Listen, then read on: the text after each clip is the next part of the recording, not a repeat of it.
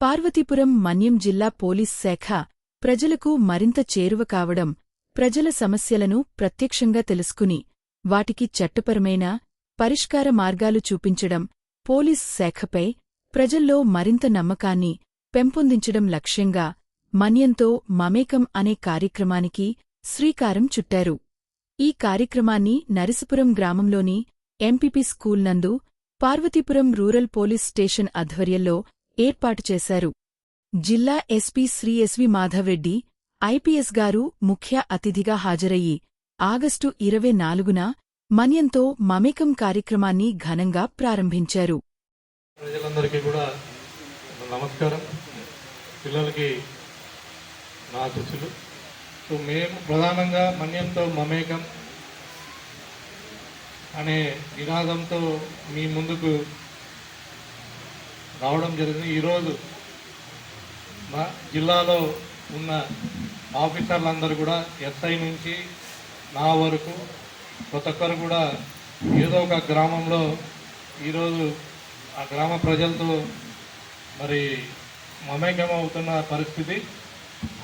మీ యొక్క సమస్యలు ఏమున్నాయి, మేమేం చేయగలము అవన్నీ తెలుసుకోవడానికి, అలాగే ఈరోజు మరి ఈ కాలంలో ప్రస్తుత కాలంలో మరి ఎటువంటి నేరాలు జరుగుతున్నాయి, సమాజం ఎటువైపు పోతుంది అనేది ముఖ్యంగా అవగాహన కల్పిస్తూ తద్వారా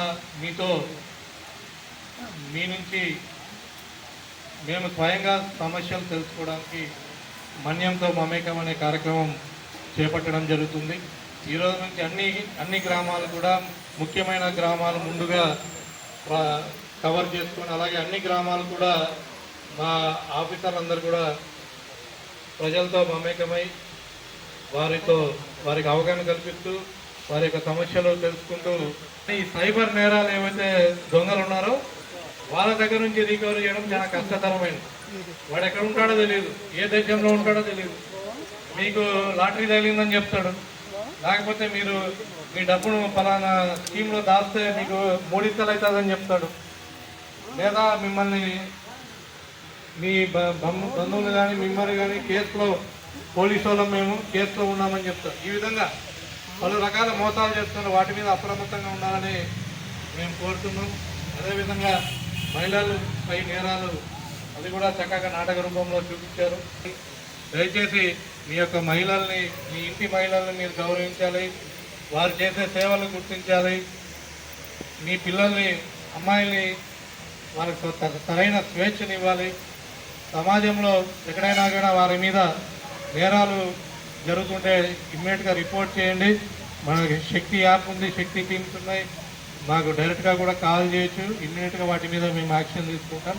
చక్కగా చదువుకునే పిల్లాడు గాంజా మత్తులో పడి ఏ విధంగా అతని జీవితాన్ని నాశనం చేసుకోవడం కాకుండా తల్లిదండ్రుల్ని కూడా మరి వాళ్ళని కొట్టే స్థాయికి వచ్చారు, విలువలు కోల్పోయి అనే పరిస్థితి గాంజా ద్వారా ఏర్పడుతుంది.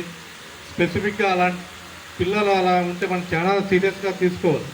దయచేసి మీకు అందరికీ చెప్తున్నా, మీ పిల్లాడు కావచ్చు, మీ పక్క వీధిలో కావచ్చు, ఎక్కడ మీ ఊర్లో ఎవరు కూడా గాంజాకు అలవాటు పడి ఉన్నాడా పిల్లాడు అంటే దయచేసి మాకెందుకులే అనే ధోరణిలో ఉండకండి. అనంతరం జిల్లా ఎస్పీ గారు రూపొందించిన ఇంటింటికి మన్యం పోలీస్ కార్యక్రమంలో భాగంగా చుట్టుపక్కల ఇంట్లో ప్రజలకు అవగాహన కరపత్రాలు పంపిణీ చేసి వాటిపట్ల అవగాహన కల్పించి ఇళ్లకు స్టిక్కర్స్ అతికించారు. అదేవిధంగా మన్యంతో మమేకం కార్యక్రమంలో భాగంగా జిల్లా ఎస్పీ గారు నర్సపురం గ్రామ సచివాలయంలో రాత్రి బస అనగా పల్లె నిద్ర చేశారు.